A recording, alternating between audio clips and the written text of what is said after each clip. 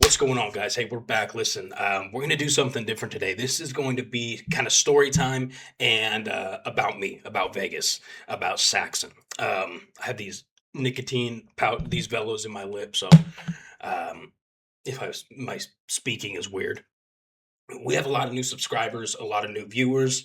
The channel's growing, YouTube is growing, Instagram is growing, Discord is growing. So I wanted to just take a minute and explain to everybody who I am.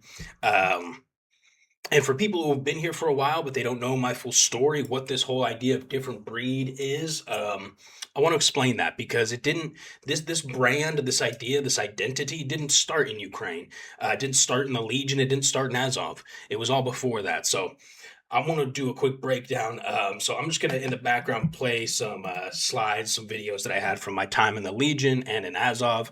Um, this is in Kupiansk. 2023. They're still fighting in Kupiansk around that same area 3 years later. Oh, 3.5 years later. That's crazy to me.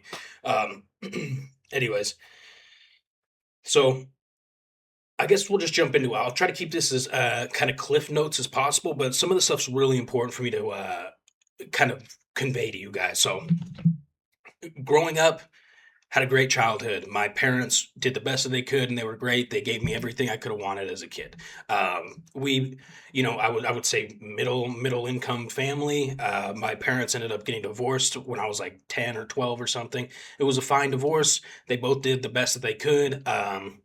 We did the split custody thing. I got to see them at different times. No hard feelings there. So had a great childhood, man. All things considered. It's frustrating to me sometimes when people blame their current circumstances on their past, right?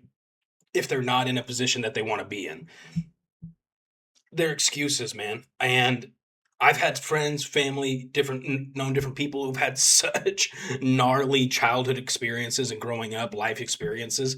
When I compare my situation growing up in my living environment to these situations, I'm like, dude, I was basically like royalty, man. Growing up a medium income family, I went to public school. Like life was good, man. So, what I did end up doing though is putting myself in a lot of precarious situations as a teenager in high school and up into college. I was hanging with kind of rougher crowds, and it was by my choice. This had nothing about the way I was raised. It was I wanted to hang out with these people, and in turn, I did some of the bad things that this group did. And or what I consider to be bad. We were partying and drinking and doing that and the stuff that comes around along with that, fighting and losing fights and winning fights and getting in trouble with the cops. And luckily, I've got a clean record. I've apparently have a very lucky track record with police. So anyways, I put myself in some weird positions growing up, and it ended up kind of turning into me being this partier in high school and this kind of that cool kid, if you will, like too cool for school, skipping class. My dad was always working out of town, so we'd have parties at my house, and people started hitting me up for, hey, party at your house this weekend. So I just felt like you just feel like the cool guy, right? I because I was partying so much, I stopped doing sports. I stopped playing football. I stopped playing baseball. I played 9 seasons of little league, two fall ball, and seven regular season. I played 3 years of football where I played quarterback. Luckily, that was cool. I boxed for a while, so I was really into sports and. Up into high school and then into college, I was so focused on partying, I stopped all that stuff. And I started ditching class and just to stay home and drink 40 ounces of I was acting like I was I was some like ghetto. I grew up in the projects drinking Mickey's 40 ounce and Old English and smoking Black and Milds in my suburban house. Um, my 500 my 3 to 500,000 dollars suburban house in a nice area in a nice area. Um, anyways, I Fast forward a bit, I ended up moving to. I kind of burnt a lot of my bridges in the town that I was in, which is Reno, Nevada. Reno Sparks area is where I was born and raised. So up towards college age, I moved to Las Vegas, where I got into UNLV based on a scholarship that I was able to maintain somehow through all my partying. I still was able to kind of keep my grades up a little bit, enough to get this state scholarship for universities in my state. So UNLV, University of Las Vegas, is in Nevada. That's where I'm from. So I started going to UNLV, and this fraternity approached me, AE Pi, Alpha Epsilon Pi, which is a Jewish fraternity, because I was walking around campus with a tank top, and I had my Star of David showing. So these guys are like, "Hey, what's up? What's this about? Blah blah blah. You want to join our frat?" And I was like, "Yeah, dude, I like to party. Let's do it." And I can keep my grades up. I did in high school. Anyways, the partying in college is next level. I lived in the dorms in UNLV, and I still couldn't make it to class. The dorms are on campus. Literally, I have to go downstairs and walk to my class. It's like 5 minutes away. I still couldn't make it. Anyways, you've got to keep your grades up to be in a fraternity. I didn't. I got kicked out of the fraternity. Eventually, I got kicked out of school. I dropped out. My grades weren't good enough. At this point, I was drinking pretty heavy. I got a job at a liquor store in on the Las Vegas Strip, night shift, overnight. So I was working at a liquor store in Las Vegas on the strip, drinking while working, partying with the customers. Um, and I kind of just kept going like this, dude, drinking harder and harder and harder. When I'd get off, I'd go home, and I had a roommate. We had our own place, and we'd have friends over. We'd party there too.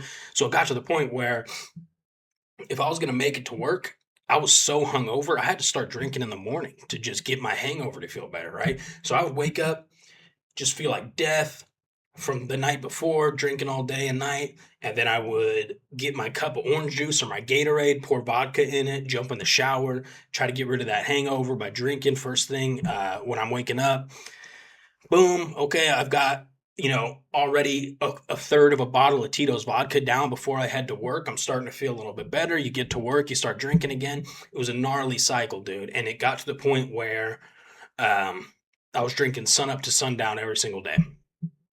It became a pretty serious problem. My friends were worried about me, my family was worried about me, but I didn't want to change at the time. I thought drinking was just going to be kind of part of my life. I developed like this anxiety, I guess you could say depression, even though I never really had like these thoughts. I developed like this anxiety, kind of this depersonalization is what the technical term is, where you feel like you're out of body. It's a scary feeling, and I kind of had this through high school and into college, and it's part of the reason I drank was because it helped calm me down. But I started relying on it so much that I was just drinking sun up to sundown, and eventually. I worked across the street from a casino called, or a yeah, big casino hotel called the Mandalay Bay, and I was outside smoking during my work shift outside of the liquor store when I started hearing gunshots. And there was something called the Route 99 concert venue was next door to my liquor store that I was working at. Um, so this guy. There was a guy in the Mandalay Bay, which is across the street from my liquor store. He was firing rifles down into the crowd of this Route 99 shooting. It was the biggest mass shooting in the United States history. Um, and I was outside smoking during this. I was so close that I was able to look up and actually see the muzzle flashes from this guy from the window he was shooting at in the Mandalay Bay. Um, so that was crazy, right? People are running from the concert venue. There's people bleeding. I saw like this mom and her daughter in the middle of the street that weren't moving. It was gnarly. So luckily I was okay. I didn't get injured, but I started drinking more because I said it was because of that, but it was just this already downhill spiral. And I'm really harping on this drinking problem that I had because it's where this all started. Different breed. Okay, so bear with me here. Um, a couple weeks after the Route 99 shooting, I don't think it was called Route 99. Somebody tell me in the comments. I don't remember what it was called. It was the big shooting at Mandalay Bay, Las Vegas. A couple weeks after that, my who I considered to be my older brother, his name was Dane Duggar. He was actually my dad's half brother, but he was so much younger than my dad. He was closer to older brother my age. And when I was growing up, I got to spend a lot of time with him. He taught me how to ride a bike, blah blah blah. Anyways, he lived in California most of the time. He was in some gangs and into some bad stuff. So a couple weeks later, after the shooting, let me close this window. Hold on. Sorry about that. So a couple weeks later, after this shooting in Las Vegas, I'm still on my downhill spiral from drinking. Um, I get a phone call from Dane, again, who I consider to be a brother, right? But he was really like my uncle, I suppose. Um, in the past, he's reached out only really when he needed help, when he was in trouble. He needs money, stuff like that. So I didn't answer. The following day, my dad calls me, says, "Hey, Dane was shot and killed in a park in California, in Bakersfield, California." So that hit me pretty hard. I didn't answer the phone. I didn't offer my help at that time. And the following day, he was shot and killed. Not like I could have done much over the phone, but at that time, especially when you're drinking and you're in this kind of, hazy, foggy state, this poor me, victimized mode, um, you start thinking like I could have saved his life, blah blah blah. And who knows, man? It's not fair it's not fair to have that kind of a perception on the situation. It's not fair to yourself, right? So, but that was tough. So, uh, you would think you'd start drinking harder after that, but I decided for him, I'm going to quit drinking. This is it. I'm done. Okay, I don't want to end up going down a similar road that my uncle Dane went down. My again considered to be my older brother Dane. I don't want to go through that road. Out of respect to him, he wouldn't want me to. I'm going to stop drinking. So I decided to quit cold turkey. At this point, I am roughly 20 years old. So 2021. And I feel like I've already lived a lifetime by the time I'm just now legal to drink in the United States. Anyways, I wasn't aware that you cannot stop drinking cold turkey after drinking for a very long time, so much for a very long time. Okay. There's something called alcohol withdrawals that you will get. I didn't know anything about that at the time. So I thought I was just living the worst possible hangover for about 3 days. I was sitting on my couch. My roommate was checking on me. I was throwing up every 5 minutes. I had nothing in my system. I was dehydrated. I was having dreams about water because I was so thirsty. I would drink a bunch of water, then I'd throw up. So about 3 days of this, and I started feeling a little bit better. And apparently, my roommate hears me fall down. I was downstairs, he was upstairs.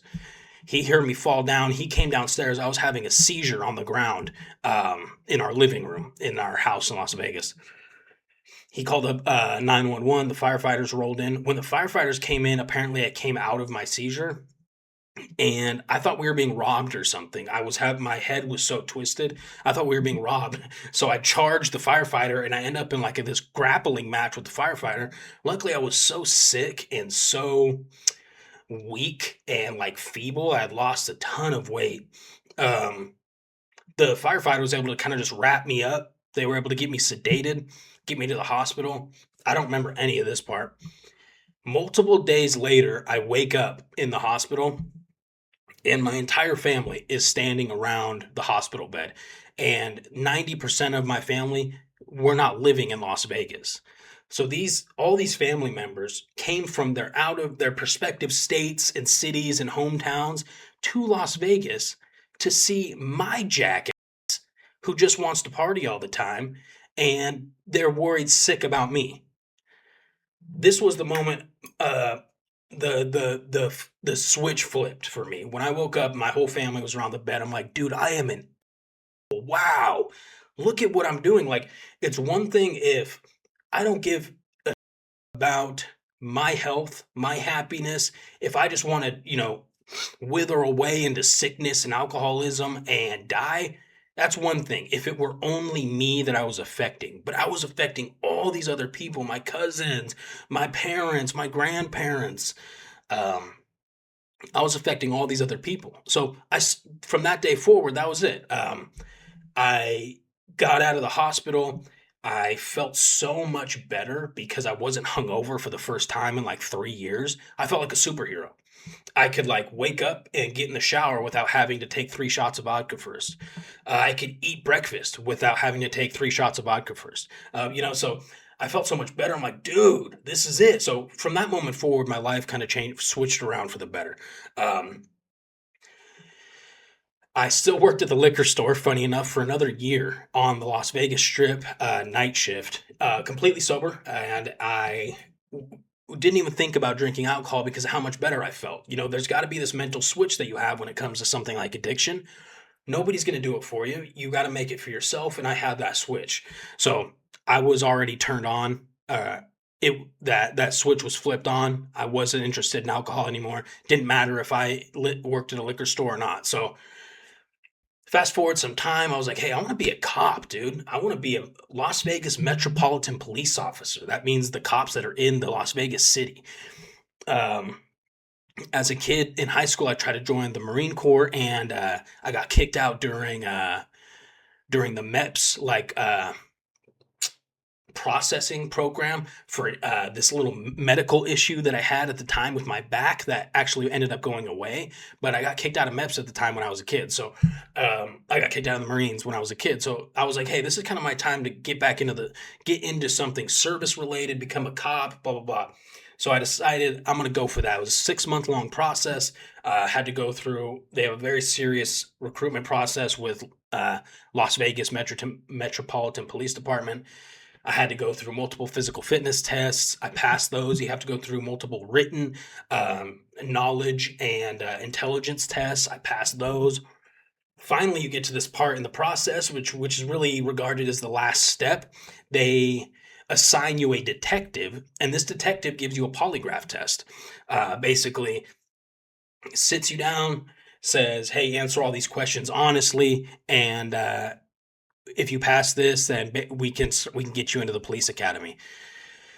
So at the beginning of this test, basically this polygraph test, at the beginning there's a disclaimer, and it says, "Please be 100% honest. We understand that everybody has a past, and it's different for everybody." Blah blah blah. So I was like, okay, I don't have a crazy past with the law, with law enforcement. I don't have a record, like I said, because I just got lucky. Um, so we end up getting to the questions about drug use, and they said, "How do you smoke weed? Have you smoked weed?" And I was like, "I don't smoke, but I have smoked twice in my life," which is still true to this day. And it scared the living out of me. I had this out of body experience. I was in California at the time, and it was so scary to me. It terrified me of being high. I never did it again. So I told him this, and he's like, "Okay." Taking some notes down. I'm like, oh. He's like, okay, meth, this, that, any other drug? I'm like, no, no, no. He's like, I did try it once at a friend's birthday party or something. But yeah, that was it. We just did it that one time at the party. And he's like, boom, gotcha. You are out of the program. And I'm like, what? So I apparently, between my marijuana and use, I was rejected from the Metropolitan Police Department. And what was interesting at the time for me was I knew people currently that were Metro PD officers. They were currently working in Las Vegas Metropolitan Police Department, the department I wanted to join. And they had much, much more storied past. They had criminal records, they had done more drugs, more crime. So I hit these guys up. I'm like, dude, I just got denied for Metro PD. How did you guys make it through the polygraph? And they're like, oh, dude, you just lie. You just lie on that. And I'm like, so I got kicked out for telling the truth about my very small drug history in high school. Anyways, that was a kick to the nuts, man, because that was, like I said, 6 7 months of a lot of work, a lot of documents, a lot of physical preparation to become a cop. Metro PD didn't work out. Um, COVID came around. Okay, I know this is long, guys. This isn't our usual type of content, but like I said, this is really important to me that you guys know what's up. You know what I'm about, what this channel's about. Fast forward a bit, I worked this sales job from this this guy I knew from the fraternity at UNLV that he was working in. I got the sales job. I did really good. I had my first six-figure year. I made over $100,000, but it was a lot of work, and I got really skinny. I basically got sick because of how much I was working, and it was kind of like this. It was the sales position. It was timeshare. It was timeshare. A lot of you guys will know what timeshare is.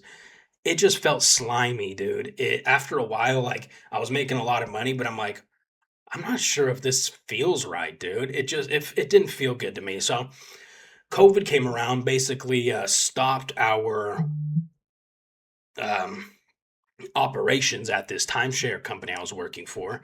We were forced to be at home and work. And between this time, I've been sober for about 2.5 years at this point. I still had a lot of that anxiety and those kind of creepy, dark feelings that I used to drink to cover up. Now I've been sober for 2 years and haven't addressed these feelings. So COVID came around and I'm sitting at home, forced to stay at home in Las Vegas. It was very serious. You had to stay home. Nothing was open. Um, and these feelings and dark things, this overall just feeling of like hopelessness crept in and just ate me, dude. And I was bedridden. I was actually bedridden. I felt so strange and like disconnected from reality that even when I got up to go pee in the bathroom, which was connected to my bedroom, even when I got out of bed to do that, I felt like, wait, how did I get here into the bedroom? Oh my God, like what's happening? How did I was just over there in bed and now how am I over here? Like my brain was just being strange, dude. Um anyways, I was in bed for months. Uh at least like 3 months and trying to just not knowing what to do. I was scared. I was anxious. I had these dark feelings. I wasn't, but I wasn't sure what to do. And I knew this was my breaking point. This was the tipping point. Either I break and you go back to drinking and the stuff that has helped with these feelings, or you come out on the other side a better person, and you come out the other side, right? I knew I was not gonna go back to the drinking method. So I knew I was either gonna die or figure this out. I ended up talking to a psychologist over the phone while I'm still bedridden with these weird feelings. And I talked to this psychiatrist and they said, "Hey, try these meds as like a I don't know, an antidepressant, anti-PTSD med." I started taking it for like a week, felt 1,000 times better. It basically just took the edge off of that anxiety and got me out of my head enough to where I felt like I was back in reality and I could function. So that was it, dude. I was like, oh my God, years, like 21. Well, not, I was 21 at the time, 22, 23, around that age. Yeah, 23. And I had just so many years of this anxiety and this, what felt like this handicap because I was either too anxious to do this or I ended up drinking to balance out the anxiety. So I was too drunk to do this. And now I could do all this stuff because I wasn't, my brain wasn't fried anymore and I'm sober and I'm not. So I was like, okay, let's go. So COVID was still happening. Everything shut down in Las Vegas. I decide I'm going to go get closer to my mom. She lives in Texas and Texas basically acted like COVID it wasn't even happening. So I'm going to move to Texas. I packed up all my stuff, moved to Texas with my mom or over to my mom. I got my own place over there in Texas. And as I was pulling into the small town that I lived in called Granbury, Texas, there was a sign for a volunteer fire department. And I was like, bingo, I'm going to do that. Um, so let me rewind a little bit. While I was in this bedridden state of anxiety and depression and stuff, on my phone, I started taking notes. Things that I wanted to do if and when I came out of this haze of anxiety and depression. One of those things was tell my story, tell people how much of an alcoholic I was, and tell people how much I partied and did some not great stuff, and then came out on the other side of it, of things, and then became sober and still worked at a liquor store, right? So I called this different breed. This idea of me wanting to share my story with other people, a different breed. And the reason I coined it the term different breed is because I noticed anytime I met somebody else in my life after I got sober, anytime I met somebody else who had been through something similar, you have this immediate bond with them, right? Whether they've been through addiction, they're currently going through addiction, um, they have a family member who they lost to addiction or depression or anxiety or PTSD. You have this immediate connection with these people. That connection I call different breed. They are a different breed. They've been through it. Um, that's where it started, in bed, as in this hazy, creepy, mental kind of mode that I was in. And that's where different breeds started. Okay, fast forward again. I'm in Texas. I see this sign for volunteer fire department. I go over there, talk with those guys. I start training, 6 months of firefighter training. Um, I got a bunch of different certificates for different firefighter courses. I started going on fire calls where I was a firefighter. I was going into buildings, putting out fires, riding on the trucks. Became certified firefighter, and then they passed a law in my county that firefighters also need to be EMT certified, EMTB, EMT basic certified, which is a medical certification for emergency medicine. So I started getting my EMT license. Started going to school with that every like Monday, Tuesday, or Monday, Wednesday, Friday, or something like that for another 6 months. I ended up getting that right as the war started kicking off in Ukraine. So I started finishing my EMT license. I was at the point where I was doing my clinicals in an emergency room in Hillsborough College, or I got my certificate from Hillsborough College, but I was at Hillsborough Hospital where I did my clinicals, where you spend I don't know, 50 hours or something in the emergency room, helping the emergency room nurses and watching what they do, watching the doctors. And it was very educational. You see a lot of stuff. It's crazy. So as that finished, it was about December of 2022. So Ukraine had been at war for almost a year at this point. I decided I want to go to Ukraine and help with my firefighter and EMT skills. I've got all these certifications. I live in this little town where I can use them sometimes, but you can't use all, how am I going to use my high angle ropes and rescue certification in Granbury, Texas? You're not really, right? So, excuse me. So I decided I'm going to go try to use these in Ukraine. I tell my parents, they're very supportive. They're like, okay, they know once I set my mind to something, I'm going to end up doing it, whether I have their support or not. So they just figured, okay, we're gonna back you. Good luck, be safe. They helped me, pack and get the stuff I needed. Boom, I head off to Poland. I get to Poland. I find a bus into Ukraine. I go straight to Kharkiv. I go straight to Eastern Ukraine because I figure I got to get closer to the action because that's where I'm going to be able to help more. I get east, and Kharkiv is a disaster. This was it. All the power was out in the whole city. Stuff was blowing up on fire, and I'm like, okay, this is hot. So I had my bag of medical supplies, my bag of clothes, and I'm literally going to hospitals on foot and talking with doctors and nurses and saying, "Hey, how can I help? I have this certificate, this. How can I help you guys?"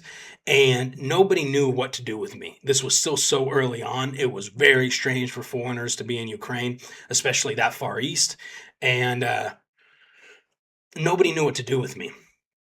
I went to Kiev, to the United States Embassy in Kiev, and I show up and I'm like, maybe they'll have some direction. So Special Agent John came out of the embassy, and he's walking out of the front door of the embassy to come meet me. I'm standing in the parking lot, and he looks over at me and he yells, "Hey Rambo, get the Ukraine!" And I'm like, "Hey yo, what?" So this is a special agent. Um, so he ends up getting closer, and I'm like, "Hey, I'm Saxon. Here's what I do." And he realized that I wasn't some war tourist just coming to Ukraine to try to shoot people or pillage and do bad stuff because there's war happening. So he was like, "Oh, okay, I see what's going on." He's like, "I still can't recommend that you stay here in Ukraine. It's crazy, but I'll help you with some different charity services. I'll get you their contact info. I don't know if they're looking for people, blah, blah, blah." All right, cool. And then he said, or somebody I met after that said, "Hey, you should go check out the International Legion." And I was like, "What is that? I've never even heard of that." Anyways, that was back in Lviv. So I started in Kharkiv, which is in eastern Ukraine. I come all the way back to Lviv, which is in western Ukraine, to meet with this recruiter of the International Legion for the Defense of Ukraine. And basically he said, "Yeah, we have a group of infantry units full of foreigners that they're volunteer fighters, and we need combat medics. We see that you're on your application, you have this EMT certificate. Would you want to be a combat medic?" And I was like, "Is that where I'm best used right now? Because I've spent the last 10 days in country going to hospitals, going to military bases, knocking on doors, going to the embassy, saying, 'How can I help?'" And he was like, "Yeah, probably. This is probably the best place you can help right now." So, enter International Legion. This is a perfect picture. I joined the International Legion. This is 1st Battalion right here. 1st Battalion Legion. It's an infantry unit made up of Alpha, Bravo, and Charlie companies, and or platoons. No, companies. Yeah, companies. And I was in Charlie company, and we ended up deploying to we did 2 months of training, a little bit over like 9 weeks of training in Western Ukraine. Your really basic infantry style training, throwing grenades, shooting AKs, how to move as a unit, blah, blah, blah. And you become close with your people, your battle buddies.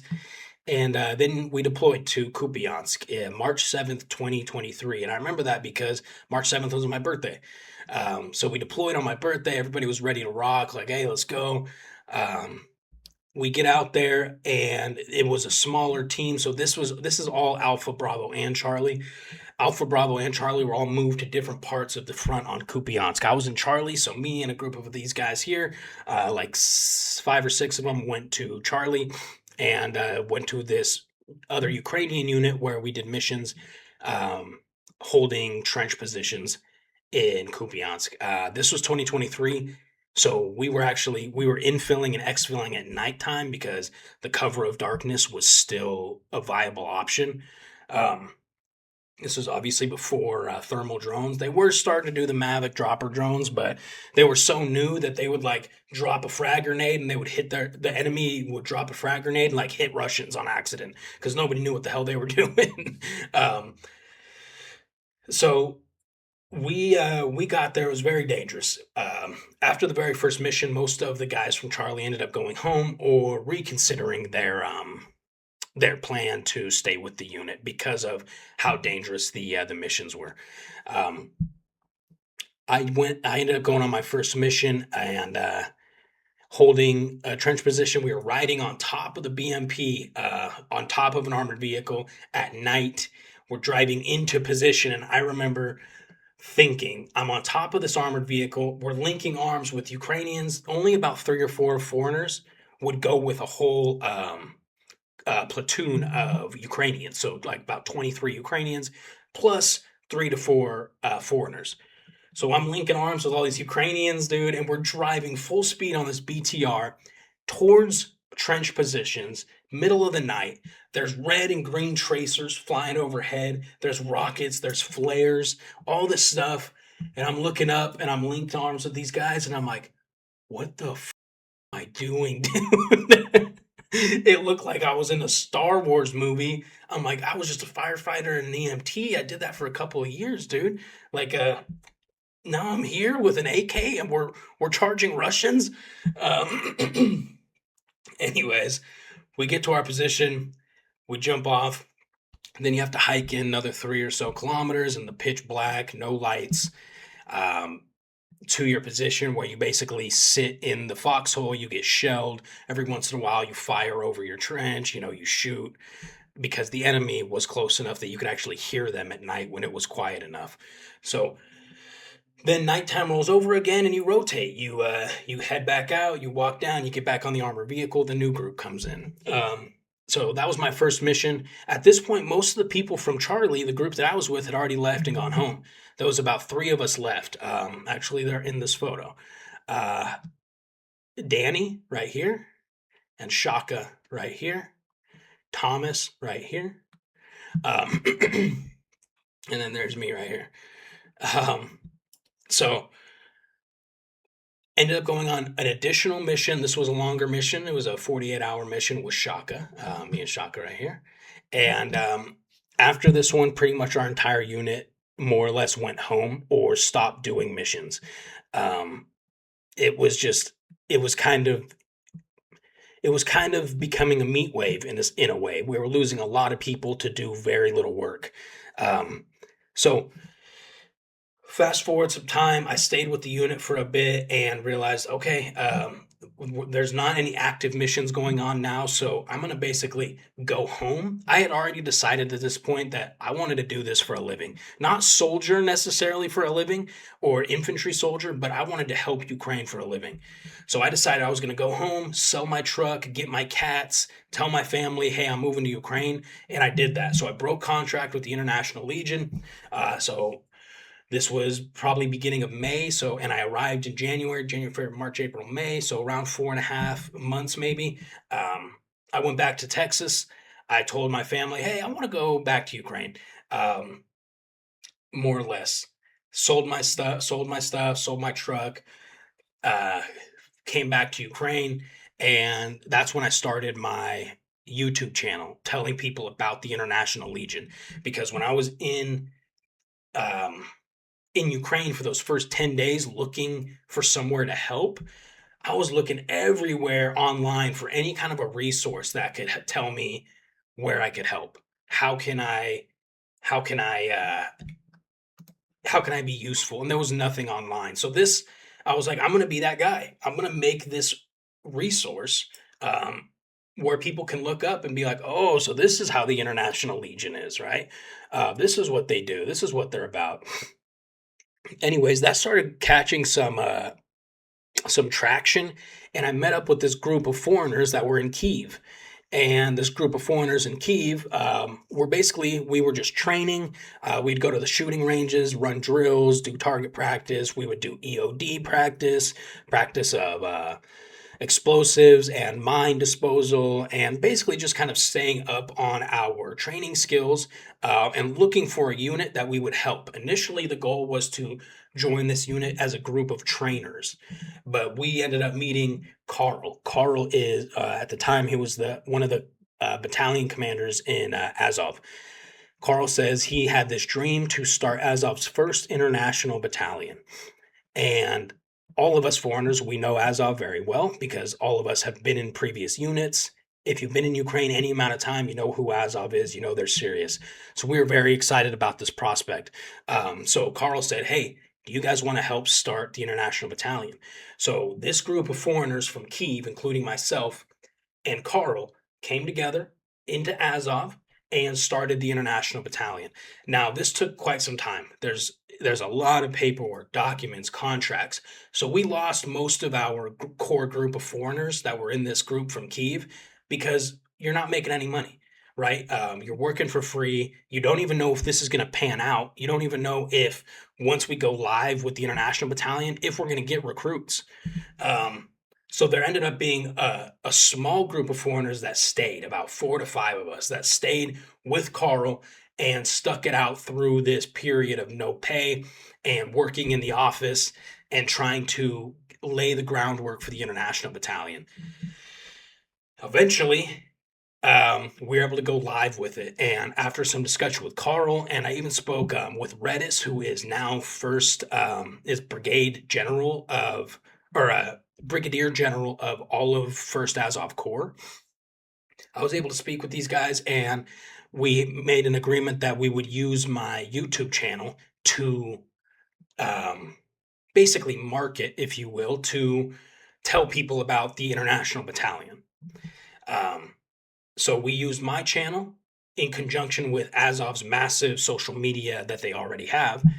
and we started getting a ton of recruits. So I started as a recruiter just out of necessity, taking in applications, going through applications, weeding out the trolls or the gamers who will never end up coming to Ukraine.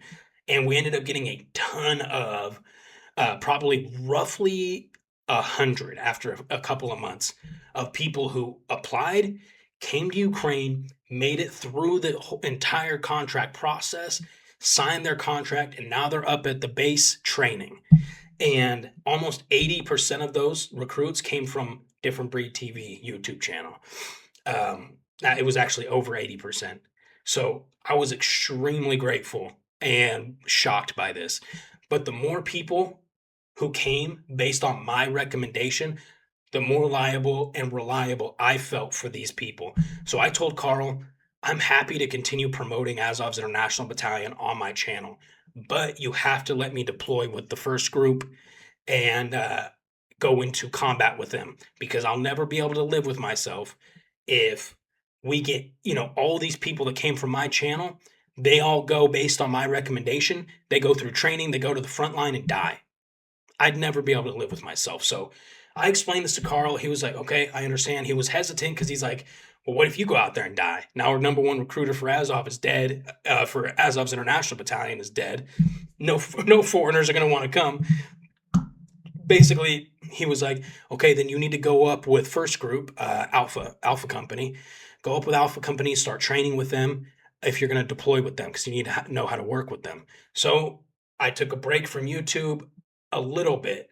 I moved all my stuff to the city where the base was located for Azov's International Battalion, and started training with the guys, living with the guys, waking up with the guys, training, doing assaults, doing mock assaults, clearing trenches, physical fitness training, and we did that for about 2 months, and then we ended up deploying to in the Touretsk direction, where ended up being on Alpha 2 assault team. There was multiple assault teams in Alpha Company. I was on Alpha 2, and I was the combat medic, and ended up being the combat medic / grenadier, because I was the one that carried the grenade launcher too.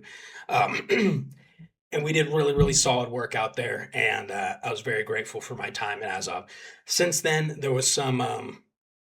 So let me be clear. I went on multiple missions on my time in Azov. The smallest mission I went on was a handful of hours. The longest was 11 days. We spent on a position in a small destroyed village on the front. So, and everything in between, really.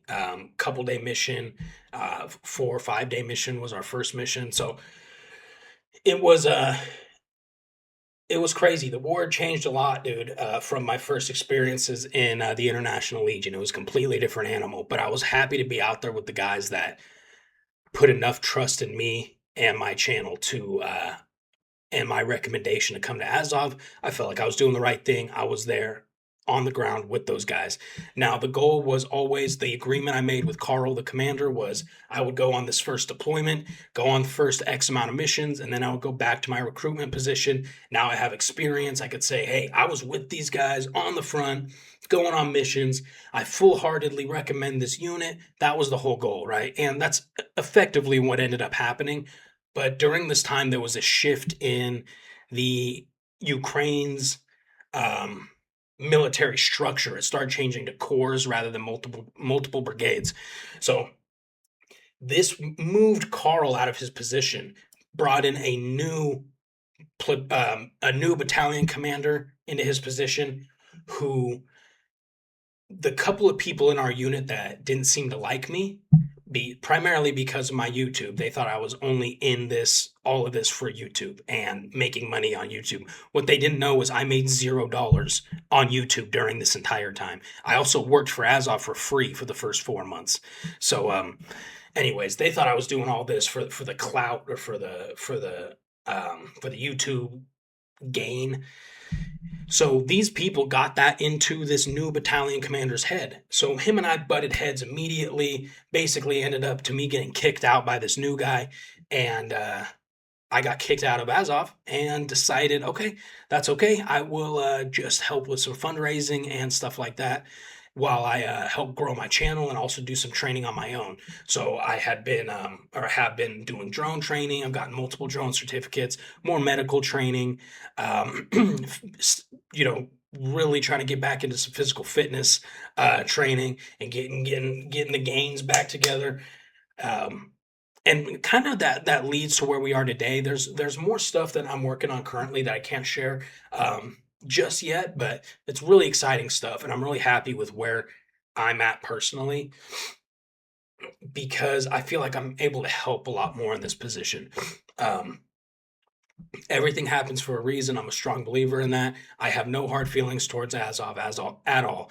Fantastic organization. I don't know about the International Battalion at all. I don't know anybody there or who's still there, but in as a whole, 12th Brigade Azov still a great organization, great brand, great military outfit. So this was a long ass video, guys. I didn't expect it to be this long, but I hope that this kind of gives you somewhat of a deep dive, really deep dive into me, my what I'm about, my perspective on things, why I'm still here in Ukraine, why I am the way that I am, some of my experience that I've had in firefighting and in combat here in Ukraine. So I'll leave it at that. We're almost at 50 minutes. Let me know in the comments if this was even anything that you enjoyed. Okay. I love you guys. We'll see you in the next video.